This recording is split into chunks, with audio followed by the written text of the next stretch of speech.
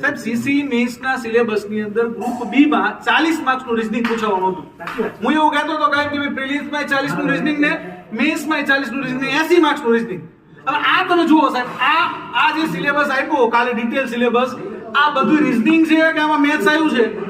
જો આમાં રીઝનિંગ છે ને, આ તાર્કિક અને વિશ્લેષણાત્મક ક્ષમતા, આ સાહેબ રીઝનિંગ, આ ઘડિયાળ વાળો રીઝનિંગ નો ટોપિક, આ સંબંધ વિષય રીઝનિંગ, આ સાહેબ ગણિત, આ ગણિત, આ રીઝનિંગ, આ ગણિત, આ ગણિત, આ ગણિત. સાહેબ આટલું બધું ગણિત છે, આ ટકા, સાદુરૂપ, ચક્રવૃદ્ધિ વ્યાજ, નફો ઘટ. અલા સાહેબ અમે રીઝનિંગ ની રાહ જોઈને તો આ કરતા હતા કે ભાઈ રીઝનિંગ સારું કરશું તો સીસી ની બી ગ્રુપ તો નીકળી જ ગઈ.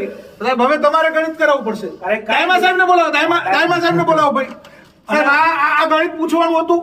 સાહેબ ગણિત વધારે પૂછ્યું ને પાછું બીજી વસ્તુ, પ્રિલિમ ની અંદર એ લોકોએ સાહેબ સાદું અને ચક્રવૃદ્ધિ નતું લખ્યું, એમને સંભાવના નતું લખ્યું, બરાબર? આની અંદર તો એ પણ નાખી દીધું.